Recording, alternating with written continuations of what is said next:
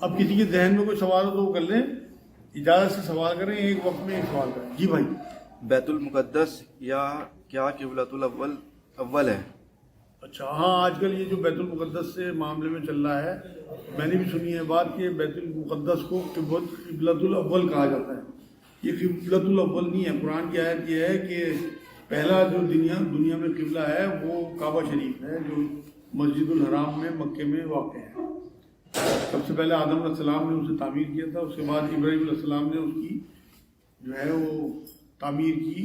اسماعیل علیہ السلام اس کی دیواریں اٹھاتے جا رہے ہیں. قرآن کی آیت ہے. اس لیے پہلا قبلہ وہ نہیں ہے، بلکہ پہلا قبلہ جو ہے وہ کعبہ شریف ہے.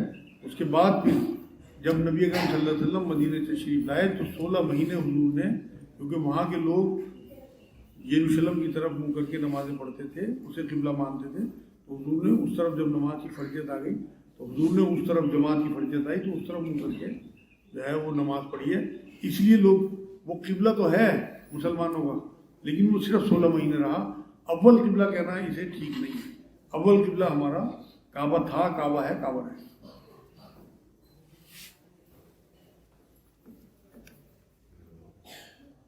یہ صحابہ اکرام کا رتبہ زیادہ ہے یا اہل بیت کا رتبہ زیادہ ہے؟ بڑا اچھا سوال ہے. ان کا شاید ایک بار پہلے بھی آیا تھا کہ صحابہ اکرام کا رتبہ زیادہ ہے یا اہل بیت کا رتبہ زیادہ ہے. بھائی کسی بھی قیمت پہ بڑے سے بڑی صحابی کا بھی رتبہ اہل بیت کے برابر نہیں ہے. آپ خود سوچو کہ رسول اکرم صلی اللہ علیہ وسلم نے جن صحابہ کو کلمہ پڑھوایا ہے، چاہے اس میں ابوبکر صدیق ہوں یا حضرت عمر ہوں یا حضرت علی ہوں، ان کا رتبہ حضور کے بیٹوں سے یا حضور کی بیٹیوں سے زیادہ ہو جائے. اس لیے ہمیشہ اہل بیت کا رتبہ زیادہ رہے گا. صحابہ کرام خود اس بات کو ایکسیپٹ کرتے تھے، کبھی اس طرح کی کمپیئر انہوں نے نہیں کیا. میں نے شاید آپ لوگوں کو قصہ سنایا تھا. ایک بار حضرت عمر کے بیٹے تھے عبداللہ بن عمر اور حضرت حسن اور حسین، یہ کھیل رہے تھے، ان کا آپس میں جھگڑا ہو گیا. تو حضرت حسین نے یا حضرت حسن نے یہ بات کہتی ہے عبداللہ بن عمر کو کہ تم تو ہمارے غلام ہو. اور غلام ان دنوں گالی تھی ایک طرح کی. تو یہ روتے ہوئے آئے اپنے والد کے پاس، حضرت عمر کے پاس.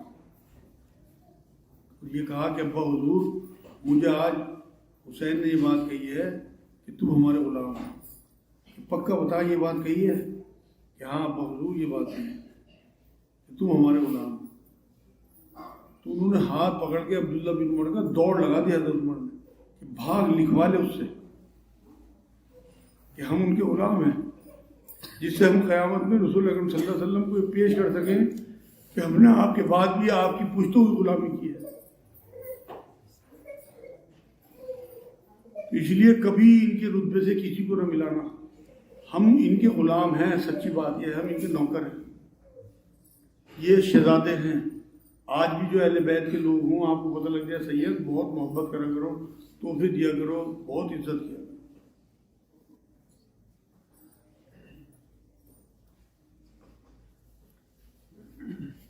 بھائی کا سوال ہے یہ کہ ماں باپ کے منع کرنے کے بعد بھی داڑھی رکھنی چاہیے اگر کسی کا من ہے رکھنے کا؟ ان کا سوال یہ ہے ماں باپ اگر منع کریں تو اس کے بعد بھی داڑھی رکھ سکتا ہے آدمی؟ بالکل رکھنی چاہیے. دیکھو یہ قرآن کی آیت یہ ہے کہ ماں باپ کی حرمت کرو، ان کا کہنا مانو، ان کے سامنے اوف بھی نہ کہو، لیکن جہاں میرے حکم آ جائیں تو وہاں تم نے ماں باپ کی نہیں ماننی. داڑھی رکھنا نبی کی بڑی سنتوں میں ہے. اگر وہ اس وجہ سے داڑھی کو منع کر رہے کہ یہ داڑھی کو حقیر سمجھ رہے تو آپ یقین کریں وہ نبی اکرم صلی اللہ علیہ وسلم تو انگلی اٹھا رہے. اور نبی نے فرمایا تمہارا ایمان مکمل نہیں ہو سکتا تب تک جب تک تمہارے لیے میں تمہاری جان، تمہارے مال، تمہارے ماں باپ، تمہاری اولاد سب سے زیادہ عزیز نہ ہوں. تو جب حضور کی داڑھی عزیز نہیں ہے انہیں، تو ایسے ماں باپ کی بات نہیں ماننی کسی بھی قیمت. ٹیچر کا سوال ہے کہ کلاس میں سید بچوں کے ساتھ سختی کرنا ٹھیک ہے؟ کیا ہو گیا آج سیدوں کے سوال؟ ان کا سوال یہ ہے کہ اگر سید بچے ہوں کلاس میں تو کیا ان کے ساتھ سختی کر سکتے ہیں؟ بالکل کر سکتے ہیں بھائی. دیکھو میں آپ کو بتاؤں، حضور نے ایک بار یہ بات فرمائی کہ تیرے 3 والد ہیں، ایک جس نے جنم دیا، ایک جس نے بیٹی دی، ایک جس نے تعلیم دی.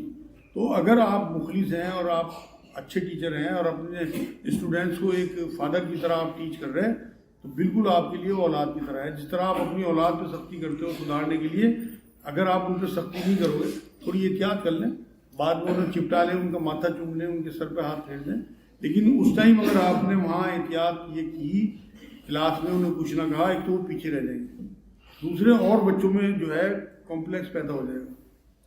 ان میں سپیریئرٹی کمپلیکس پیدا ہوگا, ان میں انفیریئرٹی کمپلیکس پیدا ہوگا, جو ٹھیک نہیں ہے کلاس میں. تو اس لیے اس ٹائم سختی کر لیں, ہاتھ بھی اٹھا دیں ایک باپ کی طرح. مقصد میں نے بتا دیا آپ کو, مقصد ان کا سدھار ہو, نہ کہ کسی قسم کی سختی ہو. اور بعد میں اللہ سے بھی توبہ کر لیں, انہیں بھی گلے لگا کے انہیں چوم لیں, کیونکہ وہ شہزادے ہیں. آپ دیکھو نا, بالکل یہ نیت رکھے ایسا ٹیچر جیسے شہزادے کے کرتے پہ بیل لگ گئی, میں ہٹا دوں. لیکن ان کی توقیر اور عزت بہت فرق ہے. یہ اللہ کے رسول صلی اللہ علیہ وسلم کا اثاثہ ہے ہمارے. جتنے بھی اہل بیت ہیں, آج جو بھی سعادت لوگ ہیں اور جو سید لوگ ہیں, یہ نبی اکرم صلی اللہ علیہ وسلم کا اثاثہ ہے ہمارے لیے. ہاں جی.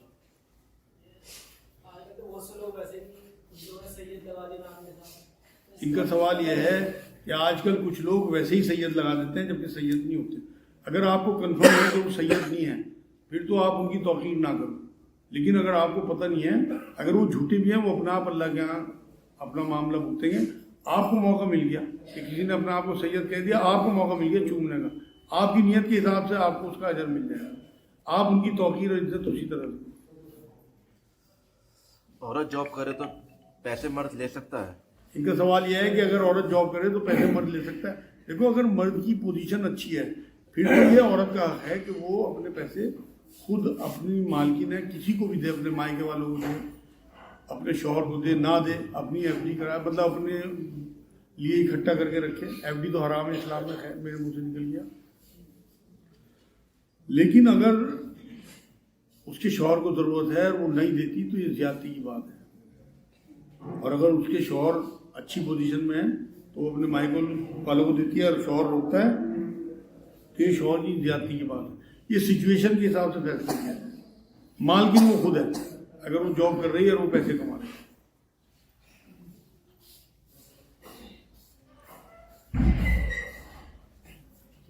ایک بھائی کا سوال ہے کہ اگر ماں باپ اپنے بچوں سے ناراض ہو کر کے انہیں بے دخل کرنا چاہیں تو کر سکتے ہیں کیا اسلام میں یہ اجازت؟ بہت اچھا سوال ہے ان کا بھائی. ان کا سوال یہ ہے کہ اگر ماں باپ چاہیں تو کیا اپنے بچوں کو کر سکتے ہیں, بے دخل کر سکتے ہیں جزات سے؟ بالکل نہیں کر سکتے بھائی. اگر انہیں لگتا ہے کہ ہمارا بیٹا شرابی کبابی جواری ہے تو وہ اپنی زندگی میں مال بانٹ دیں اپنے اور بچوں میں جو ان کے نیک والے بچے ہیں, لیکن ان کے مرنے کے بعد جو بھی پراپرٹی ہوگی وہ سب میں اسی طرح بٹے گی. چاہے کوئی جواری شرابی ہو, وہ اپنے گناہوں کا بدلہ اللہ کے یہاں پائے گا. لیکن آپ یا وہ اس شریعت کو بدل نہیں سکتے. جو اللہ رب العزت نے وراثت کا قانون طے کر دیا تو جو بھی وارث ہیں ان میں اسی طرح سے مال بٹے گا جس طرح سے اللہ اس کے رسول نے حکم دیا ہے. ہاں جی. ان کا سوال یہ ہے جو اللہ کے نبی کی بیوی ہیں وہ بھی تو اہل بیت ہیں. بالکل اہل بیت ہیں. سارہ علیہ السلام کو, ابراہیم علیہ السلام کی بیوی کو قرآن میں اللہ نے اہل بیت کہا. اس حساب سے تمام انبیاء کی بیوی اہل بیت, حضور کی بیوی بھی اہل بیت میں. آپ کچھ پوچھ رہے تھے. لوگ کہتے ہیں کہ اللہ نے انسان یعنی آدم علیہ السلام کو اپنی صورت پر بنایا ہے, کیا یہ حدیث میں ہے؟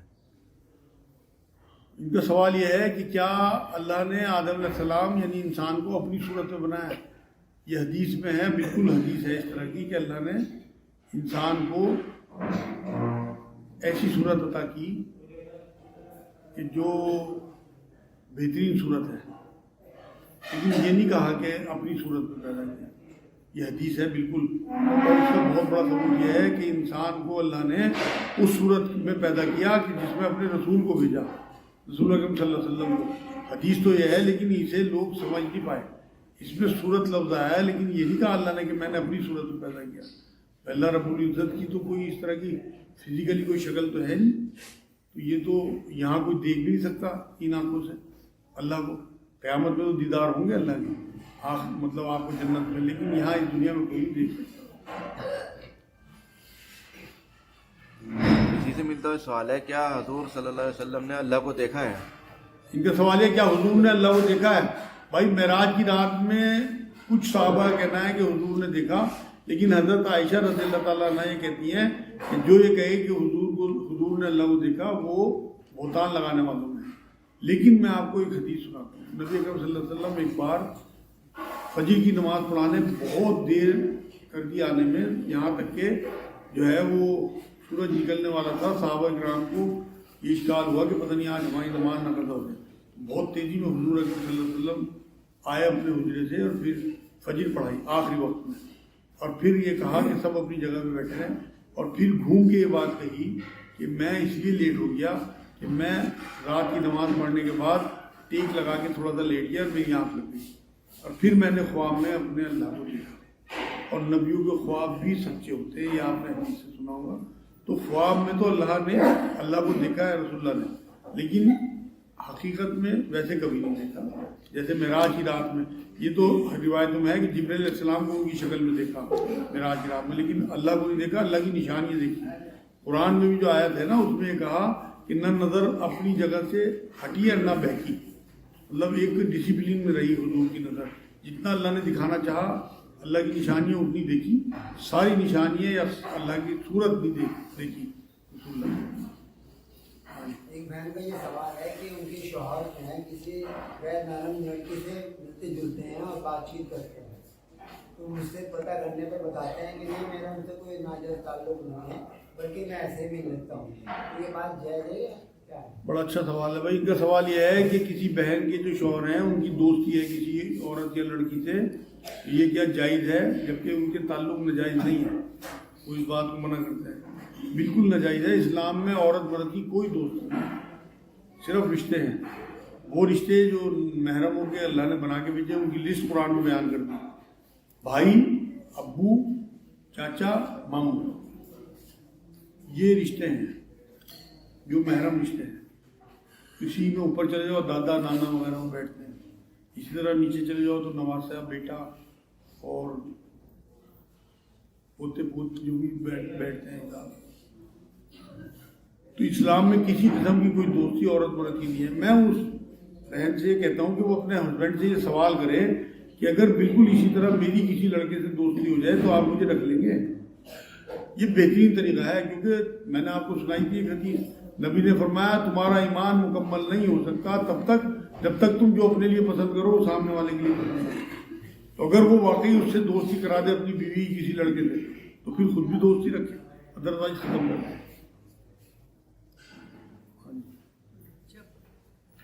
انسان کو کئی طرح کے خواب آتے ہیں, تو کئی بار ان کی تعبیر پوچھنے کا من کرتا ہے, تو کیا یہ صحیح ہے ان کے مطلب نکالنا خود سے یا کسی سے پوچھنے جانا؟ ان کا سوال یہ ہے کہ خواب کی تعبیر پوچھنا ٹھیک ہے؟ ہاں بالکل ٹھیک ہے, جن لوگوں کو علم ہے خواب کی تعبیر کا, اور یہ نبی کی سنت بھی ہے. حضور صلی اللہ علیہ وسلم اکثر فجر کی نماز پڑھانے کے بعد پلٹ کے کہتے تھے لوگوں سے کہ بھائی کسی نے کوئی خواب دیکھا ہو تو اس کی تعبیر پوچھنی ہو, کچھ بات بیان کرنی ہو تو وہ بیان کریں. تو یہ سنت ہے, کوئی حرج نہیں. آپ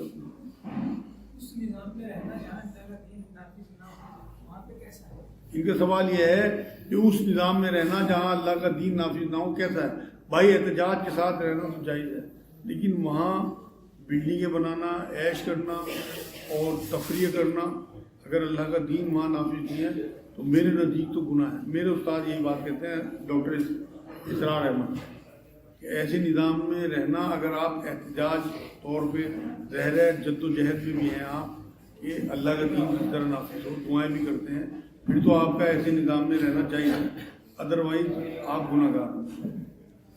ہاں جی. کیا ہم مردوں سے بات کر سکتے ہیں؟ ان کا سوال یہ ہے کہ ہم مردوں سے بات کر سکتے ہیں؟ بالکل نہیں کر سکتے, کیونکہ قرآن یہ کہتا ہے سورہ مومنون آیت نمبر 100, ایک بار جو دنیا سے چلا گیا اس کا تعلق ختم, رابطہ ختم. لیکن یہاں میں ایک بات بتاؤں کہ ایک حدیث پاک ملتی ہے کہ جب جنگ بدر میں کفار مارے گئے نا 70 جہنم رسید ہو گئے تو انہیں کنویں میں بھر دیا گیا, تو نبی اکرم صلی اللہ علیہ وسلم نے یہ بات کہی وہاں پہ کھڑے ہو کے کہ میں تم سے کہتا نہیں تھا کہ تم سچے دین پہ آ جاؤ, نہیں تو تمہارا حشر برا ہوگا, دیکھ لو تم آج کیا حال ہوا. تو وہاں حضرت عمر کھڑے تھے کہ حضور آپ ایسا کو سنا رہے جو سن نہیں سکتے مردوں. حضور صلی اللہ علیہ وسلم نے کہا کہ یہ میری بات بہت اچھے سے سن رہے ہیں. تو وہاں مقصد حضور کا یہ تھا کہ میں تمہاری زندگی میں تمہیں کہتا تھا, اب تمہارے سامنے وہاں سب کچھ کھل گیا, موت ہوتے ہی آپ کی دوسری آنکھ کھل جاتی ہے نا. حضرت علی تو یہ کہتے تھے کہ یہاں آدمی سویا ہوا ہے, آنکھ کھلتی دوسری دنیا میں وہی زندگی ہے اصل. تو وہاں ان کی ڈیتھ ہوئی تھا, چاہے ابو جہل ہو چاہے اس کے ساتھی ہوں, اور انہیں وہاں کی زندگی دکھ گئی. تو حضور نے کہا اب تم نے دیکھ لیا کہ تم کیا کرتے تھے, تمہیں حقیقت کا پتہ لگ گیا کہ جو میں کہتا تھا وہ صحیح ہے. تو حضور انہیں وہ بات کہہ رہے تھے, نہ کہ انہیں کچھ سنا رہے تھے, وہ جواب دے رہے تھے. محمد صلی اللہ علیہ وسلم سے پہلا قرآن لکھا گیا ہے بعد؟ ان کا سوال یہ, حضور صلی اللہ علیہ وسلم سے پہلے قرآن لکھا گیا ہے بعد میں؟ قرآن تو بہت پہلے لکھا گیا لوح محفوظ میں, لیکن نبی اکرم صلی اللہ علیہ وسلم کے آنے کے بعد 23 سال کے عرصے میں دھیرے دھیرے, ایک رات میں تو پورا قرآن پہلے آسمان پہ آ گیا, یہ حدیثوں سے ثابت ہے بات. اور پھر جس طرح ضرورت ہوتی رہی معاشرے میں, دھیرے دھیرے حضور اکرم صلی اللہ علیہ وسلم کے قلب اثر پہ جس طرح ضرورت ہوتی رہی اس طرح کی آیتیں آتی ہیں. پھر آخر میں حضور نے اسے وہ ترتیب دلا دی جو لوح محفوظ میں اس وقت ہے. جی ان کا سوال یہ ہے کیا بنا ٹوپی کے ٹخنے ڈھکے ہوئے ہوں کیا نماز ہو جائے گی؟ بالکل ہو جائے گی بھائی, لیکن ٹوپی کی تو بات میں نہیں کرتا, کیونکہ حضرت جابر رضی اللہ تعالیٰ عنہ نے ایک بار اپنی ٹوپی اتار کے رکھی اور اوپر کا چوگا بھی اتار کے رکھا, صرف بنیان تھا, اور یہ نماز پڑھی وہاں. تو وہاں جو صحابہ موجود تھے انہیں بڑا تعجب ہوا. تو انہوں نے جب ان سے پوچھا تو انہوں نے, میں نے خود صاحب قرآن کو اس طرح نماز پڑھتے ہوئے دیکھا ہے نبی اکرم صلی اللہ علیہ وسلم بنا ٹوپی کے. تو بنا ٹوپی کے تو نماز ہو جائے, لیکن یہ جو ٹخنوں والا معاملہ ہے اس کے بارے میں نے اتنی حدیثیں پڑھی ہیں کہ میرے رونگٹے کھڑے ہوتے ہیں سناتے ہوئے. حضور نے فرمایا جس نے اپنا تہمد نماز میں لٹکائے رکھا ٹخنوں کے نیچے اس کی نماز نہیں ہے, بلکہ یہ تک فرمایا کہ اس کے جو ٹخنے ہیں وہ دوزخ میں جلیں گے. تو میں ٹوپی والے معاملے میں تو متفق ہوں, لیکن ٹخنوں والے معاملے میں متفق نہیں ہوں. اس میں تو آپ کو ٹخنے ہر حال میں کھولنے ہی چاہیے, اور کوئی فرق نہیں پڑتا. ذاکر نائک صاحب کو دیکھنا آپ, کتنا بڑا آدمی ہے, کتنے ملکوں میں جاتا ہے اور کس طرح سے اس کی بات سنی جاتی ہے, کروڑوں اربوں لوگ سنتے ہیں اس کی بات, لیکن اس کی پینٹ آپ دیکھنا ٹخنوں سے اوپر ہی ہوگی, اسے کوئی شرم نہیں آتی. اگر ہم اللہ اس کے رسول کے لیے کوئی کام کر رہے ہیں تو قرآن میں کہتا ہے کہ تم اللہ کے لیے جب تقوی اختیار کرتے ہو تو اللہ تمہارے لیے راستے کھول دیتا ہے. ہاں ایک بہن کا سوال ہے کہ میرے والد نے مجھے جہیز میں سامان دیا, اس سے میرے بھائی ان سے ناراض ہیں, جبکہ انہیں بھی والد صاحب نے سب کچھ دیا ہے. اللہ تو ان کا سوال یہ ہے کسی بہن کا باپ نے جو سامان دیا جہیز میں تو بھائی ناراض ہو گیا اپنے باپ سے. یہ بڑی ضرورت کی بات ہے اس بھائی کی, کیونکہ ماں باپ جب تک زندہ ہے وہ سارا مال اس کا ہے. حضور نے ایک صحابی کی چھاتی کا ہاتھ مار کے کہا تھا کہ تو بھی اور تیرا مال بھی تیرے باپ کے ہیں. اگر وہ اس پہ خرچ کرتا ہے تو وہ خوش ہے, اور اگر وہ اپنی بچی پہ خرچ کرتا ہے تو وہ ناراض. دیکھو ایک بار ایک صحابی آئے کہ میں اللہ کے رسول صلی اللہ علیہ وسلم میں اپنے ایک بیٹے کو ایک غلام دینا چاہتا ہوں اور آپ کو گواہ کرنا چاہتا ہوں. حضور نے تیرے اور بھی بچے ہیں کہ ہاں جی 10 بچے ہیں. کہ سب کو تو نے غلام دیا کہ نہ, کہ پھر جو تو نے اسے غلام دیا وہ واپس لے اور مجھے اس بے انصافی پہ گواہ نہ بنا. جب اس کے باپ نے اسے کار دلوائی تھی تب بھی تو کہتا کہ میری بہن کو کار کے برابر سونا دیا, پیسہ دیا, زیور دلوا. اپنی کار لے کے بیٹھ گیا. جب یہ بہن یہ لکھ رہی کہ سب کچھ دیا اسے بھی, تو جب اسے موٹر سائیکل دلوائی جب بھی تو کہتا کہ میری بہن کو بھی اس کے بدلے میں کچھ دلوا. اصل میں دین سے دوری اتنی زیادہ ہے, تعلیمات ہیں ہی نہیں. مردوں کا معاشرہ ہے, بچیوں کو دبانا, عورتوں کو دبانا, یہ ہمارا کام ہو گیا بالکل. اور حضور نے فرمایا تم میں بہترین ہے وہ لوگ جو اپنے گھر والوں کے ساتھ اچھے ہیں. اگر تو سچا بھائی ہے تو تجھے تو خوش ہونا چاہیے.